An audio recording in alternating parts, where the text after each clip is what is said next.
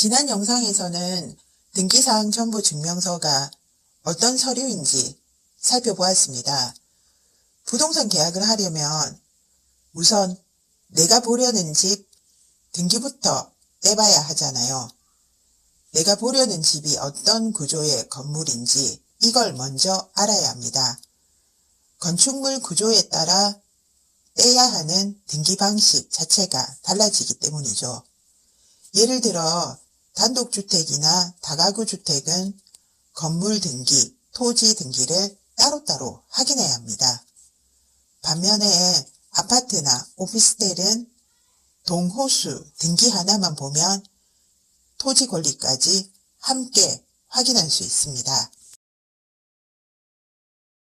즉, 건축물 구조를 이해해야 왜 어떤 건 등기를 두 개를 보고 왜 어떤 건 하나만 보는지 그 이유가 보이기 시작합니다.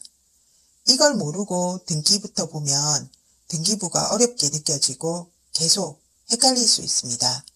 그래서 오늘은 먼저 일반 건물과 집합 건물의 차이, 그리고 아파트에서 중요한 대지권 개념까지 초보자도 쉽게 이해되도록 차근차근 설명드리겠습니다.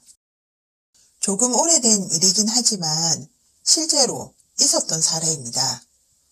시골에 살던 홍길동 씨는 부산 지인 소개로 오래된 단독주택 하나를 매수하게 됩니다.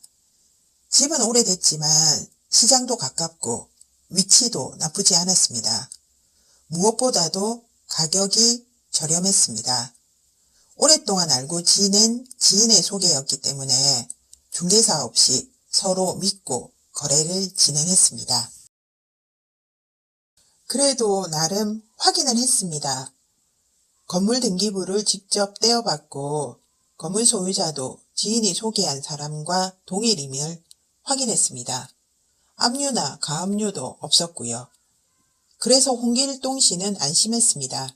이 정도면 괜찮겠지. 그리고 계약 후 잔금까지 모두 지급했습니다. 그런데 몇 달 뒤 처음 보는 성춘향이 찾아옵니다. 토지 사용료를 내셔야 합니다. 순간 홍길동 씨는 멍해집니다. 집이 내 건데 땅 사용료라니요. 여기서부터 진짜 문제가 드러나기 시작합니다. 알고 보니 홍길동 씨가 매수한 건 건물이었고 그 건물이 올라간 토지는 성춘향 소유였던 겁니다. 홍길동 씨는 건물 등기만 확인했고 토지 등기는 확인하지 않았습니다. 예전 오래된 단독주택이나 시장 주변 건물에서는 실제로 건물과 토지 소유자가 다른 경우가 존재했습니다. 홍길동 씨는 그제서야 서류를 다시 확인합니다. 알고 보니 건물 등기만 확인했던 겁니다. 토지 등기는 따로 있었고 토지 소유자가 성춘향 씨였습니다. 왜 이런 일이 생길까요? 많은 사람들이 건물 등기 하나만 보면 끝이라고 생각하기 때문입니다. 하지만 주거용 건축물은 종류에 따라 등기를 보는 방식이 다릅니다. 여기서 가장 먼저 이해해야 하는 게 있습니다.